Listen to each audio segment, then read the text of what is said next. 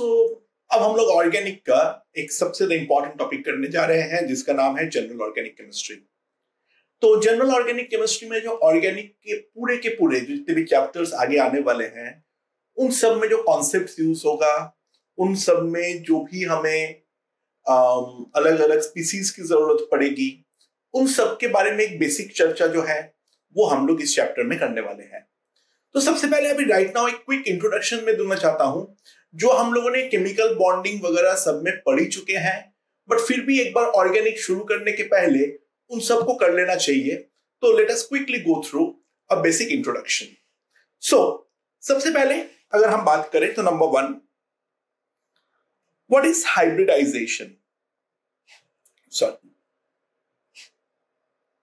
सो hybridization के बारे में हम लोग जानते हैं, जो हम लोग का जितने भी कंपाउंड्स है उनके atomic orbitals directly take part तो नहीं करता है, वो टेक पार्ट करता है किसमें, वो हाइब्रिड ऑर्बिटल्स ही हमारा बॉन्ड फॉर्मेशन में टेक पार्ट करता है।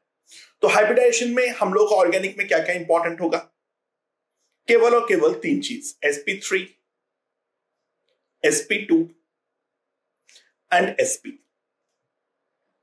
ये 3 के 3 का जो है वो हमारे यहां पे रिक्वायरमेंट रहने वाली है। इसके अलावा और कोई भी हाइब्रिडाइजेशन का जो है वो हमारा रिक्वायरमेंट नहीं रहेगा। अच्छा, हाइब्रिडाइजेशन गिनते कैसे हैं? तो rule number 1, all sigma bonds contribute 1 unit towards hybridisation.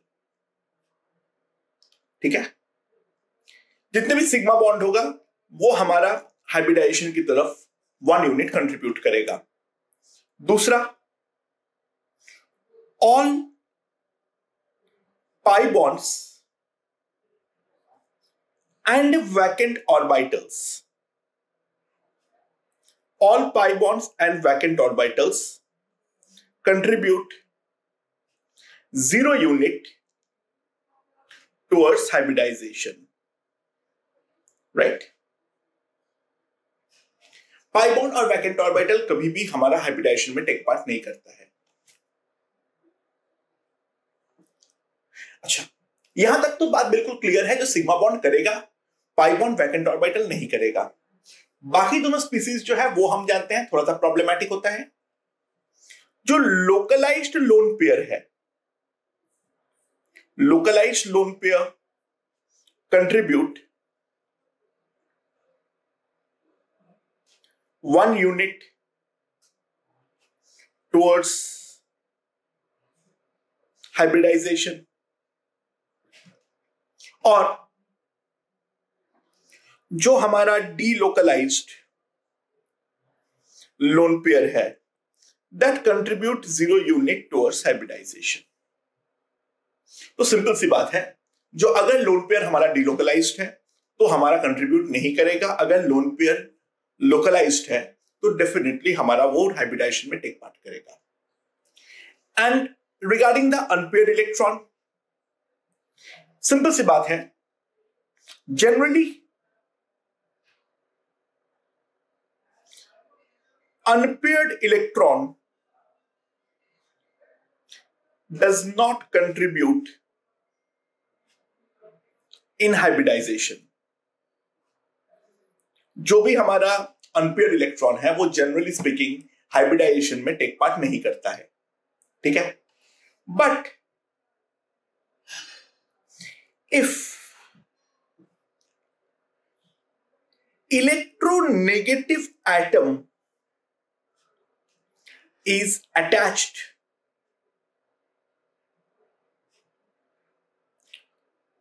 to the central atom,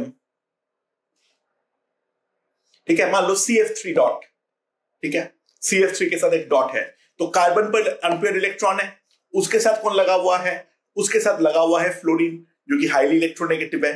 तो if electronegative atom is attached to the central atom then it do take part in hybridization। ठीक है, तो sp3, sp2 और sp इन्हीं तीनों में कहानी रहेगी। कार्बन के कंपाउंड्स है तो ऑब्वियस सी बात है d ऑर्बिटल वगैरह की कोई कहानी यहां पर होने वाला ही नहीं है। ठीक है, ओके। रिगार्डिंग इलेक्ट्रोनेगेटिविटी एक बात कर लेते हैं। So electronegativity order, sorry, electronegativity order क्या होता है? sp is more than sp2 and that is more than sp3। sp3 electropositive होता है, बाकी sp जो है वो हमारा स्ट्रांगली इलेक्ट्रोनेगेटिव ऑर्बिटल होता है। ये सारी बातें हम ऑलरेडी पहले पढ़ चुके हैं, एक बार मैंने क्विकली रिविजिट करवा दिया। The second important thing that we must remember, that is the sigma and pi bond, right? तो इसके बारे में क्या क्या बात करते हैं हम लोग? जो फर्स्ट बॉन्ड जो होता है, the first bond is always sigma. दो एटम के बीच में जो पहला बॉन्ड बनता है वो हमेशा ही सिग्मा बनता है, राइट? ओके। पाई बॉन्ड जो होता है, pi bonds are formed via unhybridized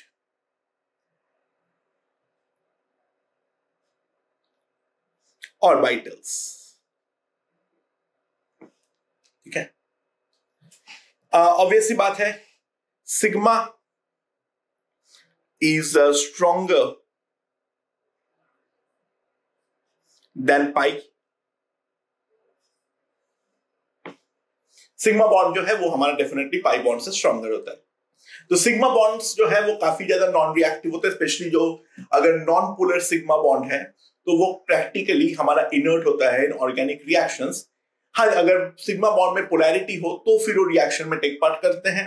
बाकी नॉन पोलर सिग्मा बॉन्ड्स यानी कार्बन कार्बन बॉन्ड को तोड़ना है या फिर कार्बन हाइड्रोजन बॉन्ड को तोड़ना है, वो इतना आसान नहीं होता है। हाँ, ऑब्वियसली टूट सकता है पर वो इतना ज्यादा आसान नहीं होता है।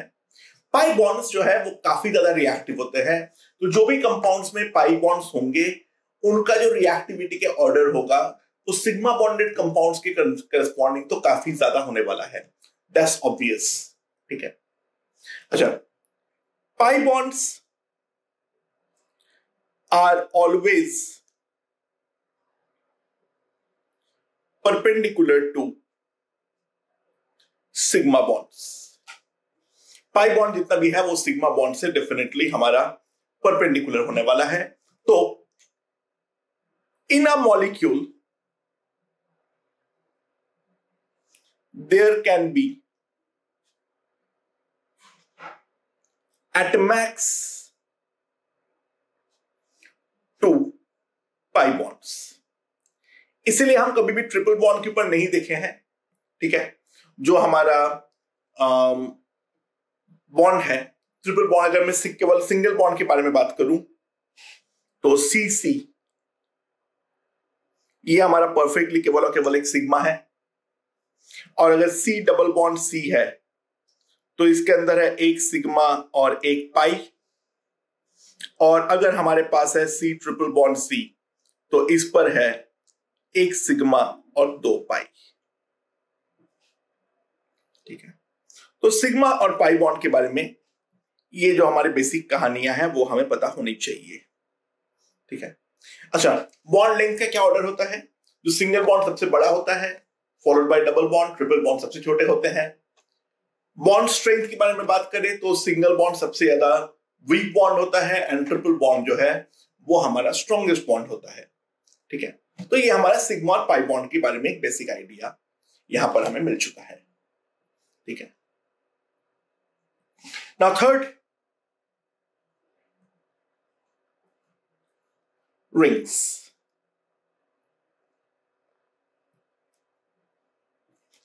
ओके, सबसे ज्यादा इंपॉर्टेंट बात है हमारा रिंग स्ट्रेन क्या है।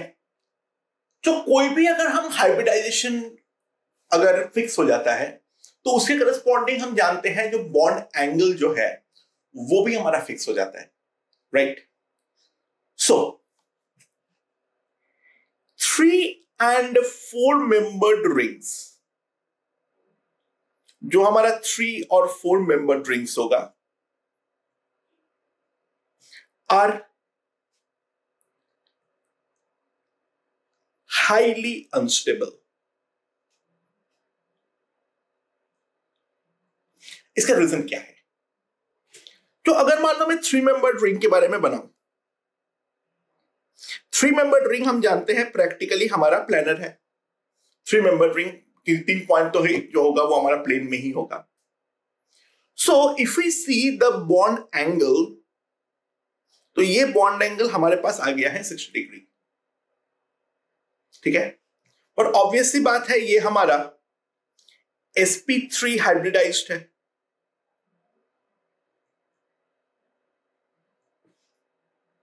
सो एंगल का रिक्वायरमेंट कितना है? 109 degree 28 minute, that is the angle requirement. पर ये एंगल है कितना? 60 डिग्री। तो ऑब्वियस सी बात है जो हमारे पास एंगल स्ट्रेन होगा वो एंगल स्ट्रेन कितना आ जाएगा? 109 degree 28 minutes minus 60 degree, so that will be of 49 degree and 28 minutes. So 3 membered ring is current पे, so very high angle strain,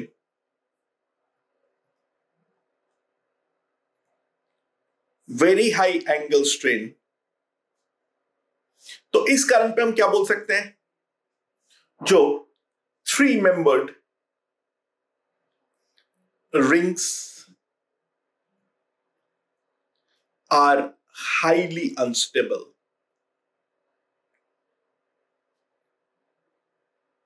Three membered rings are highly unstable, ठीक है? In fact 3 membered ring इतना ज्यादा unstable है, इनके जो sigma bonds होते हैं, इनके जो सिग्मा बॉन्ड्स होते हैं, दे आर नॉट प्योरली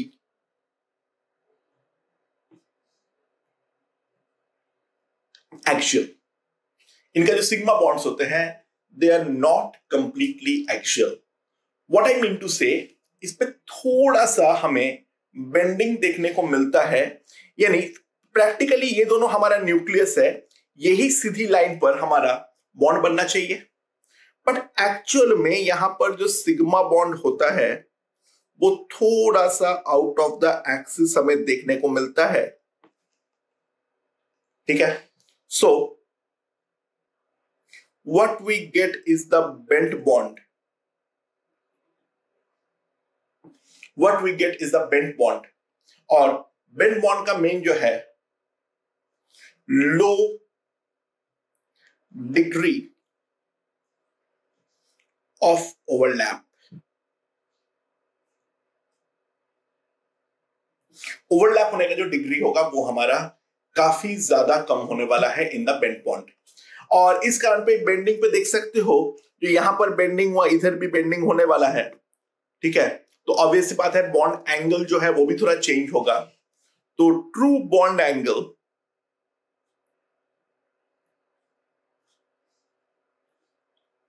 यहां पर जो होता है that is 62 degree around, that comes out to be around 62 degree. Again observational data है, कोई खास इंपॉर्टेंस नहीं रखता है। तो जो ट्रू बॉन्ड एंगल होता है वो हमारा 62 डिग्री के आसपास जो है वो हमारा होता है, ठीक है? तो 3 membered rings हाईली अनस्टेबल है। पहली बात, कोई रिएक्शन में अगर बनाना होगा तो बहुत ही ज्यादा मुश्किल से बनेगा, जबकि टूटने के बारे में बात हो तो 3 membered rings बहुत ही ज्यादा आसानी से हमारा टूटने वाला है। एंड सच बात तो यह है, जो हमारा साइक्लोप्रोपेन है that always remain in the equilibrium with propene. So that's why 3 membered rings show a great sp2 behavior.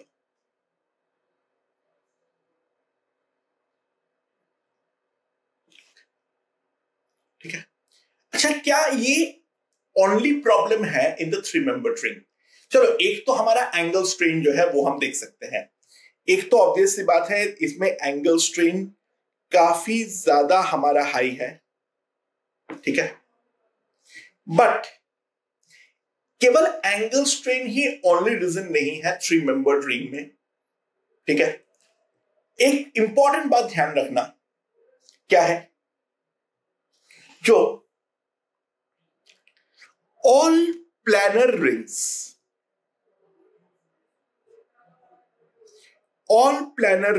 have an additional strain called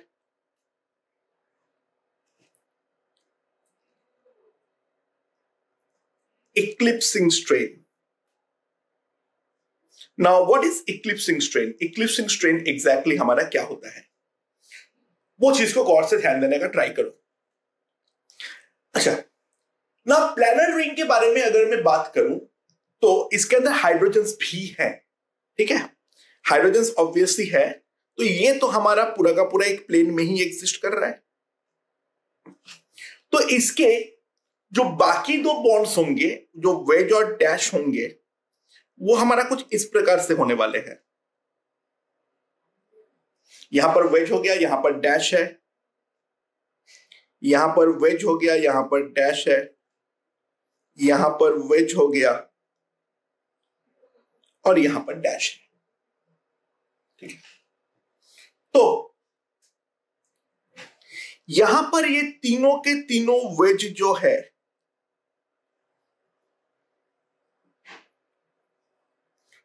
all 3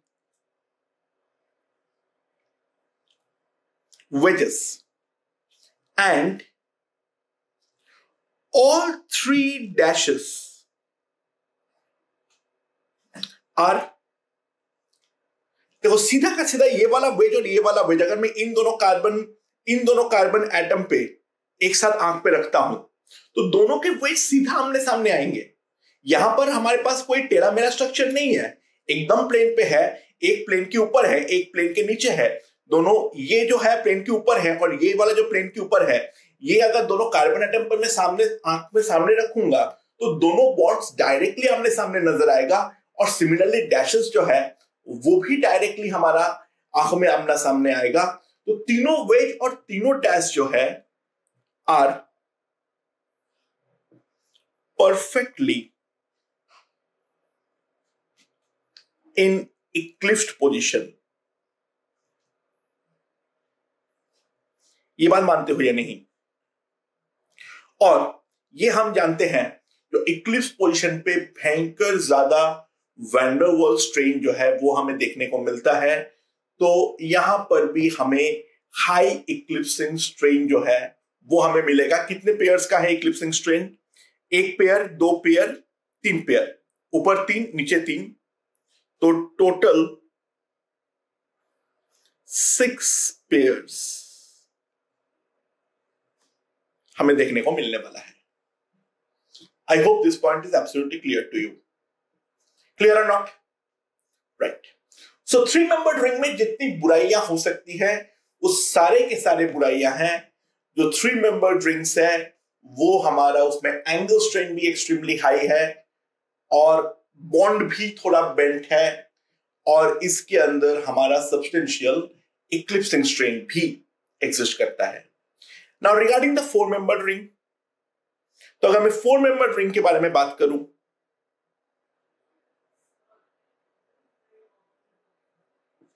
अच्छा ये एग्जैक्टली प्लैनर तो नहीं होता है क्योंकि 4 पॉइंट का एक प्लेन में रहना बिल्कुल भी जरूरी नहीं है।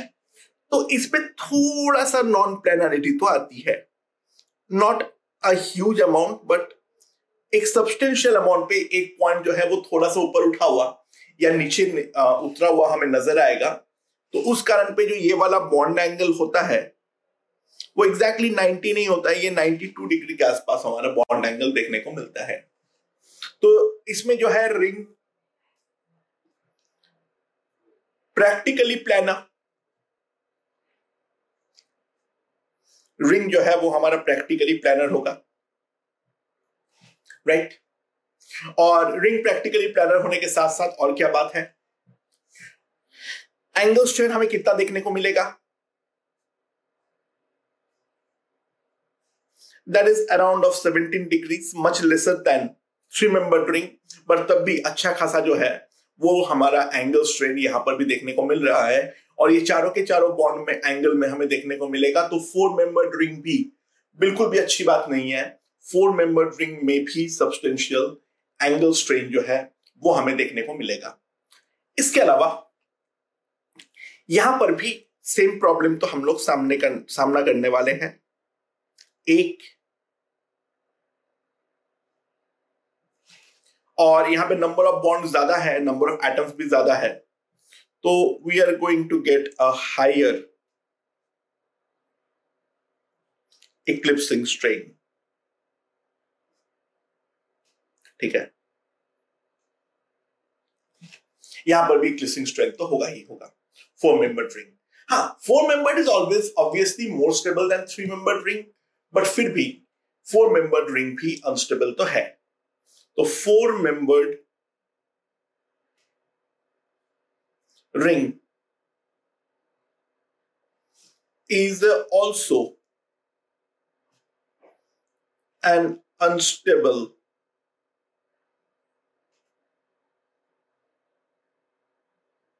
ring, ठीक है। नाउ अब हम लोग बात को थोड़ा सा आगे बढ़ाते हैं, we move on to the 5 membered ring। अच्छा, 5 मेंबर्ड रिंग का एक बार प्लानर स्ट्रक्चर बनाते हैं। अच्छा, 5 पॉइंट्स का एक प्लेन में होना कहीं पर भी इंपॉर्टेंट नहीं है, लेकिन एक बार इसका प्लानर स्ट्रक्चर बनाओ तो साफ साफ जो प्लानर स्ट्रक्चर में एंगल है दैट इज 108 डिग्री, ठीक है, 108 डिग्री है। सो एंगल का रिक्वायरमेंट 109 डिग्री 28 मिनट्स का है। प्लानर स्ट्रक्चर में ऑलरेडी 108 डिग्री हो गया है। तो प्रैक्टिकली ट्राई टू रियलाइज जो एक्सटेंट ऑफ प्लानरिटी होगी, extent of planarity will be very high. ये बात को समझने का ट्राई करो, जो हमारा प्लानरिटी का एक्सटेंट होगी वो हमारा काफी ज्यादा हाई होगी। 5 पॉइंट का एक प्लेन पे रहने का कोई मजबूरी नहीं था। 5 पॉइंट डेफिनेटली अलग अलग प्लेन्स पर रह सकता है, लेकिन रिक्वायरमेंट ही नहीं है। एंगल में जो थोड़ा सा डेविएशन होगा 1 डिग्री का, वो आसानी से पूरा हो जाएगा। 5 membered rings are practically planar. 5 membered rings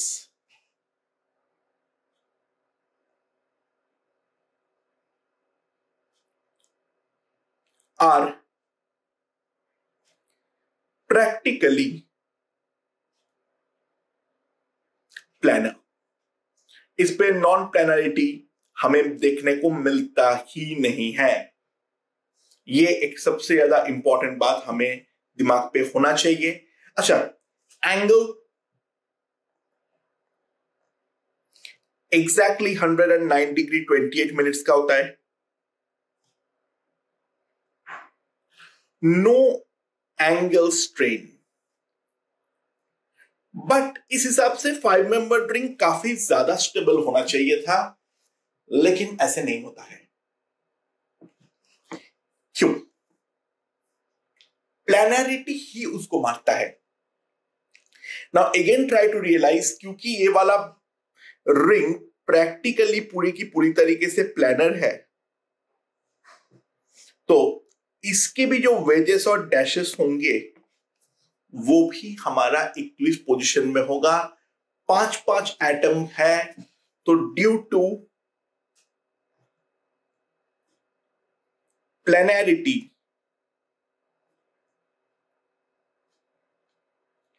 very high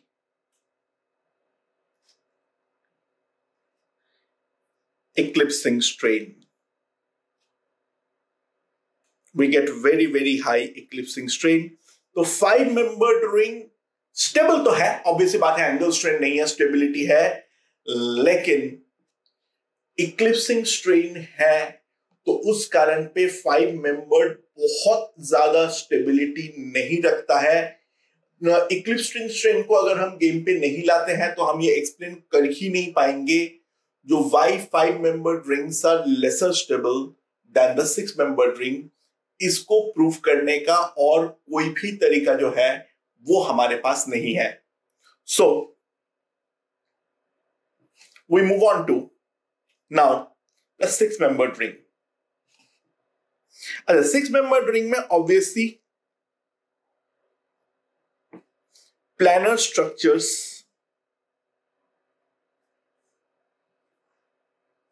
planar structure do not exist, क्योंकि ऑब्वियसली बात है ये 120 डिग्री का बन गया है प्लानर स्ट्रक्चर, तो यहां पर तो होता ही नहीं है। तो mainly exist as chair form. ये कन्फर्मर वाले पार्ट पे एक बार वापस गौर से ध्यान दे देना, वहां पर मैंने काफी डिटेलिंग के साथ इस चीज को एक्सप्लेन किया हूं। तो इसमें मेन जो है वो हमारा चीयर फॉर्म पर ही एग्जिस्ट करता है। तो और जो चीयर फॉर्म होते हैं उसके बारे में हम जानते हैं, this is completely staggered.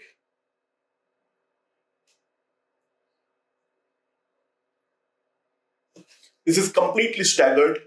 So, और चेयर में जो बॉन्ड एंगल होता है वो हमारा exactly 109 डिग्री 28 मिनट्स का होता है।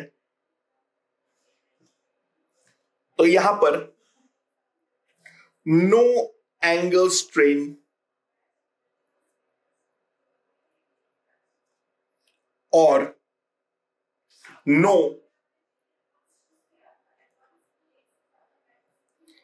eclipsing strain।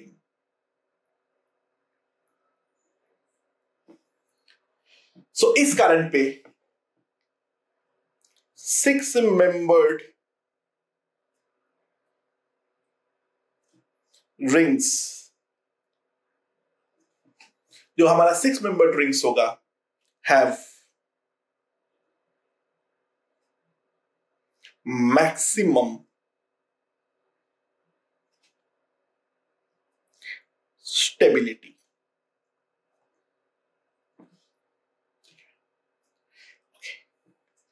ना अब 6 के बाद अगर 7 हो जाएगा तो फिर इन दैट केस क्या होगा? देखो जैसे जैसे, ठीक है, हमारा बड़े रिंग की तरफ जाते हो तो रिंग में फ्लेक्सिबिलिटी बढ़ता है, और रिंग में फ्लेक्सिबिलिटी बढ़ने के कारण वो प्रैक्टिकली स्ट्रेट चेन कंपाउंड्स की तरह ट्रीट होना चालू होता है। एंड स्ट्रेट चेन कंपाउंड होने के कारण थोड़ा बहुत इक्लिप्सिंग का कंट्रीब्यूशन जो है वो हमारा बढ़ता रहता है। So due to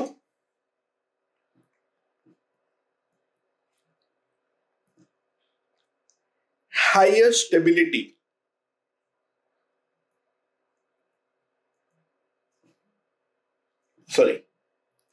due to higher flexibility,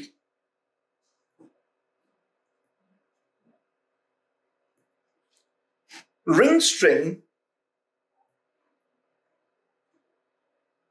या ring stability decreases with the increase in number of carbon atoms. Carbon atom का संख्या जितना ज्यादा हमारा बढ़ता रहता है तो रिंग स्टेबिलिटी जो है वो हमारा वैसे वैसे डिक्रीज करता रहता है। ठीक है, सो सिंपल सी बात है, रिंग स्टेबिलिटी क्या है?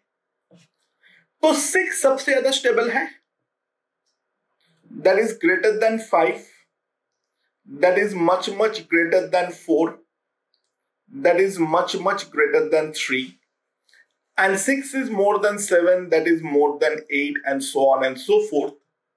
So higher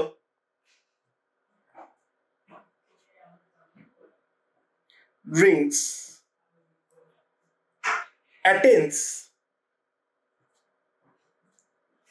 stability of straight chain compound.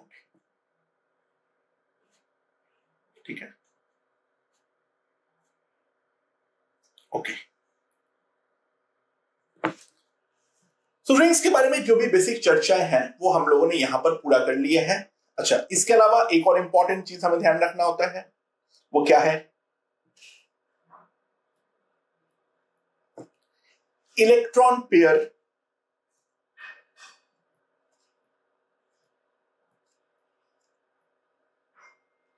Repulsion.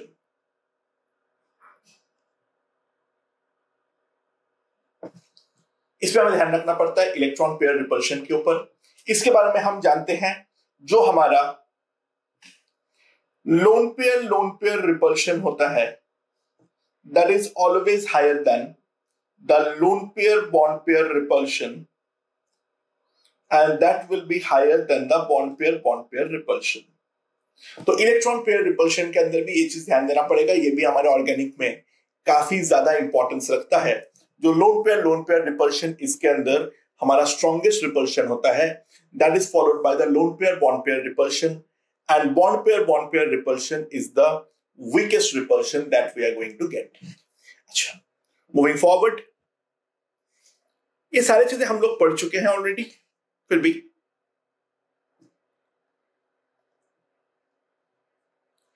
Hydrogen bonding.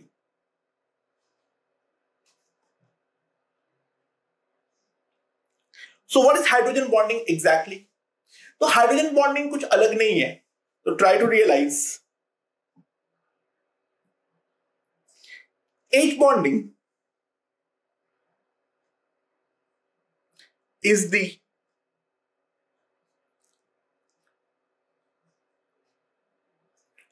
strongest form of dipole interaction.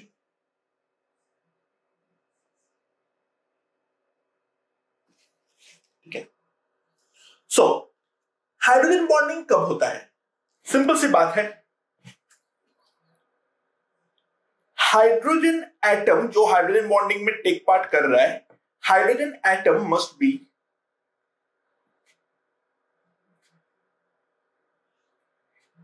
attached with strongly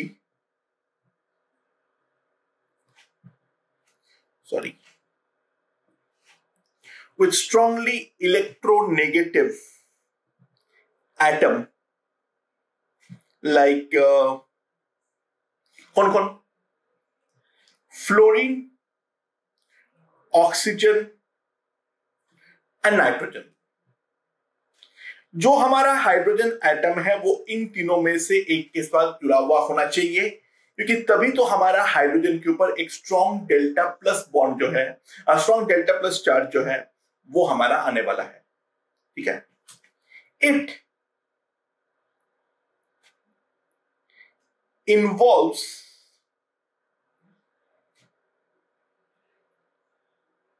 with the H bonding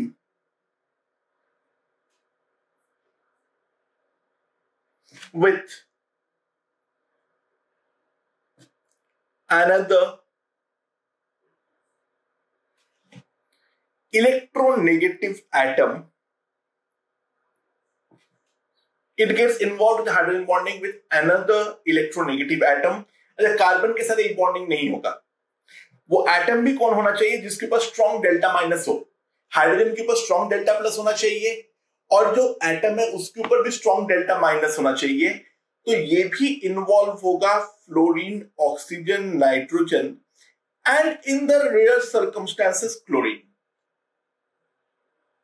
तो इन चारों के साथ में से किसी एक के साथ ही हमारा हाइड्रोजन बॉन्डिंग जो है वो हाइड्रोजन देने वाला है, बाकी किसी के साथ इन जनरल हमें हाइड्रोजन बॉन्ड जो है वो तो हमारा नहीं होने वाला है।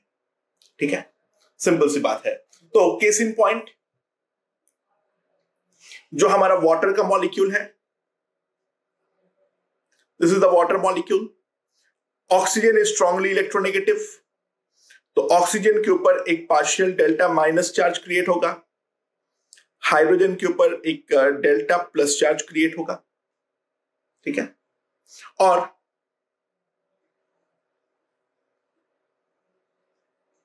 यहां पर एक दूसरा वाटर का मॉलिक्यूल आया है, तो यहां पर सिंपली हमारा ये ऑक्सीजन और हाइड्रोजन दोनों के बीच में इस तरीके से एक पार्शियल जो हमारा स्ट्रॉन्ग डाइपोल डाइपोल इंटरेक्शन है वो मिलने वाला है।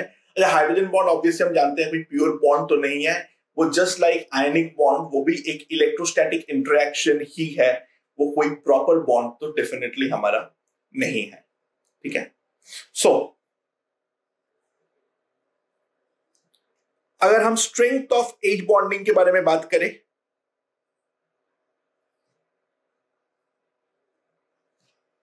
fluorine hydrogen is strongest, that is greater than the oxygen hydrogen, that is greater than the nitrogen hydrogen, and that is greater than the chlorine hydrogen. Okay, now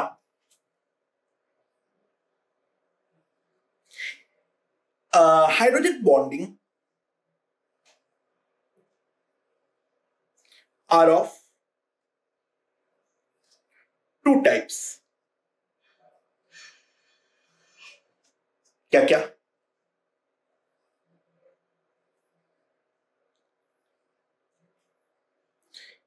intermolecular and दूसरा होता है हमारा intramolecular. तो ये दो type का hydrogen bonding जो है वो हमें देखने को मिलता है। अच्छा, इंटर और इंट्रा क्या क्या है? देखो, इंटरमॉलिक्यूलर में दो अलग अलग मॉलिक्यूल्स यानी H atom and electronegative atom are in two different molecules. H atom and the electronegative atom, they are in the two different molecules. वो हमारा सेम मॉलिक्यूल के अंदर नहीं होता है। Example, H bonding in water, HF, etc. ठीक है, so that is the case of intermolecular H bonding. And what about the intramolecular H bonding? What is about the intramolecular H bonding? The H atom and the electronegative atom both are in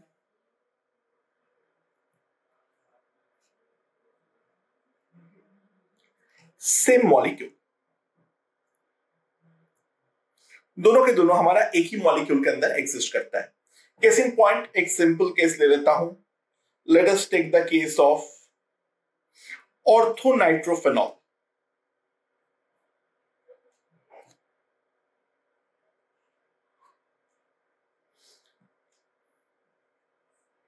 यहां पर हम देख सकते हैं यहीं पर hydrogen है जो कि ऑक्सीजन के साथ लगा हुआ है, तो हाइड्रोजन पर स्ट्रॉन्ग डेल्टा प्लस है, ऑक्सीजन पे तो यहां पर माइनस चार्ज ही है। तो इस तरीके से हमें इंट्रामॉलिक्यूलर एच बॉन्डिंग देखने को मिलता है। अच्छा, अब बात आती है इंट्रा और इंटर में कौन ज्यादा स्टेबल है।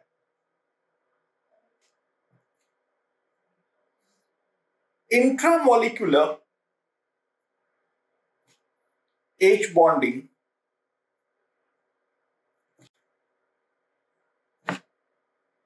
is more stable than intermolecular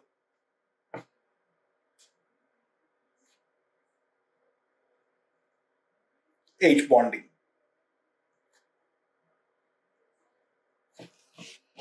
Intramolecular H bonding is absolutely more stable than intermolecular H bonding. The reason is lesser atomic distance. Simple सी बात है। एक तो पॉइंट ऑफ व्यू ये है, जो ऑब्वियस सी बात है, दो मॉलिक्यूल के बीच में जो डिस्टेंस होगा उसके कंपैरिजन में एक ही मॉलिक्यूल के अंदर जो दो एटम्स है, वो दोनों एटम्स के अंदर जो डिस्टेंस होंगे वो डिस्टेंस डेफिनेटली कम होने वाला है। तो लेसर डिस्टेंस मतलब आयनिक फोर्स की जितनी भी प्रॉपर्टीज है, डिस्टेंस बढ़ने पर फोर्स हमेशा कम होता है। तो इंटर पे डिस्टेंस ज्यादा है और इंट्रा में डिस्टेंस कम है।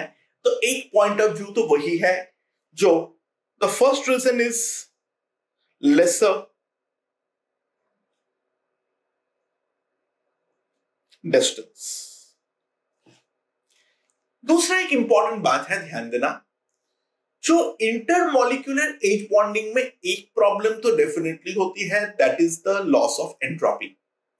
अगर मान लो दो मॉलिक्यूल्स इंडिपेंडेंटली गोल गोल घूम पा रहा है, तो इन दैट केस ऑब्वियस सी बात है उनके बीच में डिस्टेंस भी उनके बीच में उनका जो नेट एंट्रोपी है वो एंट्रोपी हमारा ज्यादा होगा। जैसे ही दो मॉलिक्यूल को साथ में हम जोड़ देंगे तो एंट्रोपिक लॉस तो डेफिनेटली हमारा इन्वॉल्व होगा। हाँ, एंथैल्पिक सपोर्ट है क्योंकि उसको नया इंटरेक्शन मिल रहा है, लेकिन एंट्रोपिक लॉस इन्वॉल्व हो रहा है। तो जो रिएक्शन का स्पॉन्टिनिटी होगी, जो बॉन्ड फॉर्मेशन का स्पॉन्टिनिटी होगी, वो हमारा डेफिनेटली काफी ज्यादा रिड्यूस होगा in the case of intermolecular H bonding. Intra में ट्राई टू रियलाइज एक ही मॉलिक्यूल के अंदर है, तो नेट एंट्रोपिक लॉस कहीं पर भी इन्वॉल्व नहीं है। तो सिंपल सी बात है, नो एंट्रोपिक लॉस किस केस में? इन इंट्रा। ठीक है, तो यह है हमारी पूरी की पूरी कहानी। ठीक है, ये इंटरमॉलिक्यूलर एच बॉन्डिंग और इंट्रा में से ये ज्यादा स्टेबल है। अच्छा, एक और लास्ट इंपॉर्टेंट चीज मैं यहां बताना चाहूंगा, जो boiling point and melting point, specially boiling point, increases due to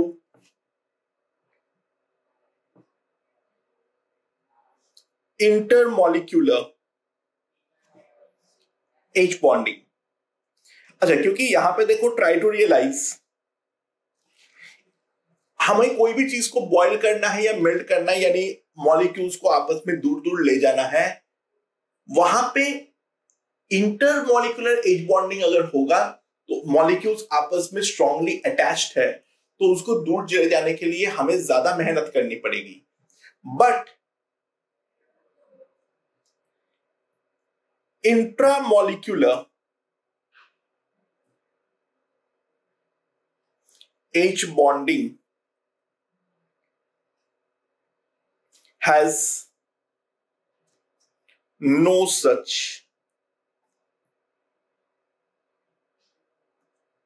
effect. Intramolecular H bonding has absolutely no such effect on the overall melting and boiling point. तो दोस्तों, हम लोग का जो बेसिक इंट्रोडक्शन की जरूरत थी, वो बेसिक इंट्रोडक्शन यहां पर खत्म हो जाता है। अब हम लोग जो मूव करेंगे वो ऑर्गेनिक के डिफरेंट इफेक्ट्स पे। तो ऑर्गेनिक में फंडामेंटली हमारे पास दो टाइप के इफेक्ट हम देखेंगे, टेम्पोररी और परमानेंट। क्या होते हैं वो इफेक्ट्स? Let's see.